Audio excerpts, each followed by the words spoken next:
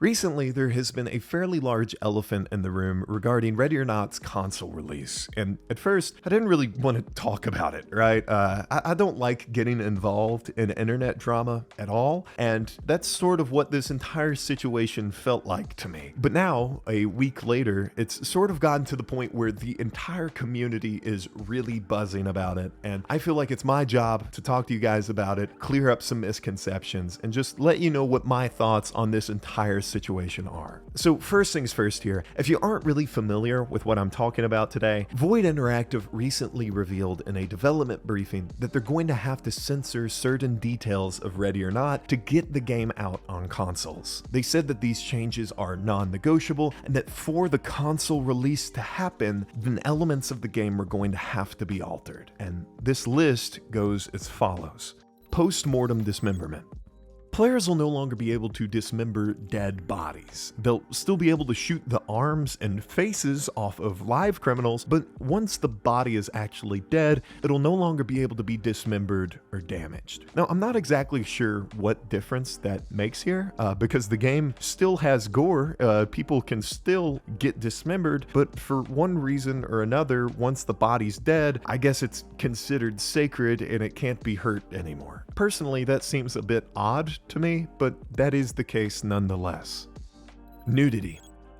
Now, from what I gathered in the development briefing, all of the notable instances of nudity in this game have been removed. Now, this includes Gerard in the Mission Lethal Obsession, the police informant in the level Narcos, as well as the trafficked women in the shipping containers seen in Hide and Seek. Now, this one doesn't bother me as much, but it is still kind of odd considering that there are other M-rated games where nudity is perfectly fine, but oh well, I guess. Finally, though, it also seems that there have been several small changes in regards to the themes around abused children. For instance, Molly, the convulsing girl in the Mission Twisted Nerve, will now be shown sleeping instead of seizing on her bed. And the photo that Void provided, it would also seem that the needle on her bed has been removed, which sort of takes away that implication that she was overdosing. Now, regardless of what you or I think about these changes, though, it's safe to say that the greater Ready or Not community didn't really care for them, because shortly after these changes were announced, the game would begin to get review bombed on Steam, and the Ready or Not subreddit and Discord page would be flooded with all sorts of negative comments talking about these changes. Now, in response to this, Void would later release another post on Steam that essentially said that the matter was out of their hands, and that in order to get the game in front of a console audience, they were going to have to comply with these global platforms and age rating boards.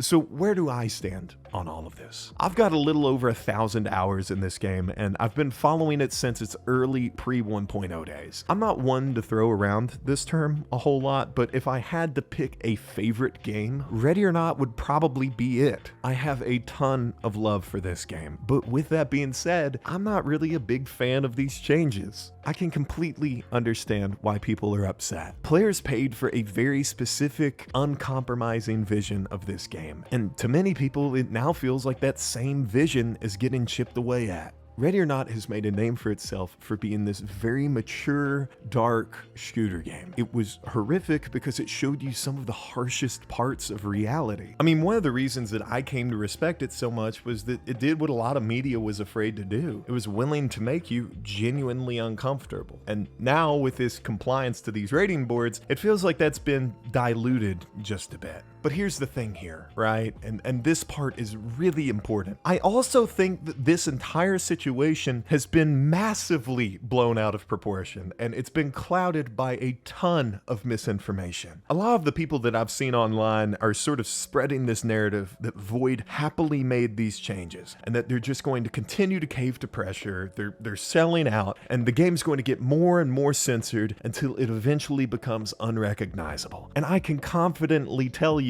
that that is not the case. I've personally spoken to several people at Void about this, and none of them are happy about having to make these changes. Several of them even mentioned that the original demands from the rating boards were far worse, and it took multiple rounds of negotiation for Void to even get them to agree on what we see now. And while yes, these changes do suck, in the grand scheme of things, they're honestly pretty minor. The only one of these that I'm genuinely disappointed by is the change to the convulsing girl, Molly. I always felt that her condition was a major thread in Twisted Nerve's storyline. It wasn't just shock for the sake of shock, it was a meaningful piece of environmental storytelling that showed just how depraved and dangerous these people were. But with that being said, even with this change, there are still plenty of context clues scattered around a room that imply what's happening to her. As for the rest of these changes though, honestly, I don't think they impact the game much at all. The nudity to me doesn't change anything meaningful. There are a lot of people arguing that it diminishes the emotional weight of hide and seek when you finally open that container up, but personally, I don't think the shock in that mission came from nudity. The horror of that level comes from the fact that there are women locked in shipping containers being auctioned off to sex traffickers. I mean, personally, to me, that's the part that kind of freaked me out, not the fact that they were naked. Post-mortem gore is another thing that I don't really care about losing. I do think it is silly that it's getting removed because it's something that you see in a ton of other games, but it's not something that I'm really going to miss all that much.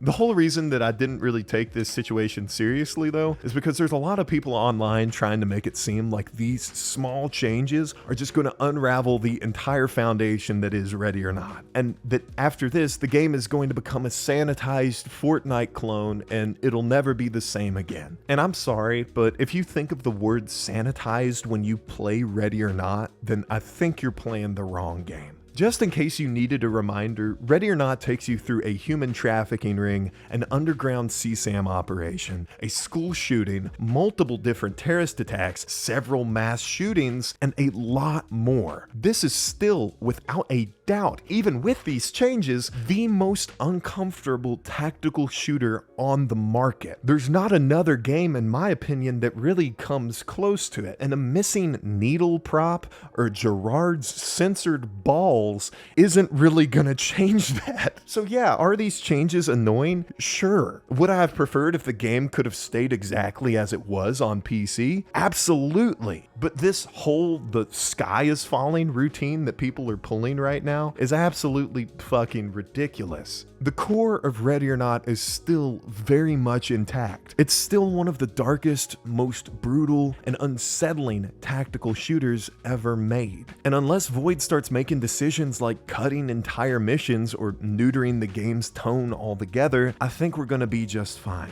Not to mention, this update more than makes up for these losses because it's also coming with new maps, new weapons, new animations, and a ton of other stuff. There's all sorts of cool new shit coming, but naturally we're wanting to focus on like the 3 small things that we're losing. I understand it, but I do think it is a bit silly. If anything, to me, what this situation should remind people is how strict and inconsistent global rating boards can be, and how difficult it is for indie developers to navigate that without compromising too much of their original vision. It sucks, and it's lame, and I hate to see it, but it's a part of the business if you want your game on consoles, and you don't have the sway of a massive studio like Rockstar or CD Projekt Red. And while I think that this is a perfectly okay thing for people to be upset over, what isn't okay is harassing the developers or console players that are just excited to be a part of this game's future. For whatever reason, a lot of people online anymore like to sit there and say, hey, I'm upset at this. I don't like this, therefore you have to be upset at this and not like that either. And if you disagree with them, they get super butthurt and lash out at people, and it becomes a whole toxic fucking cesspit, and it's a whole thing. So before I end the video, I just feel the need to say that as a creator, it's my job to share my opinion. I'm not trying to influence yours. You can disagree with me on everything I just said and still be a rational adult and not be an asshole about it. It's pretty simple.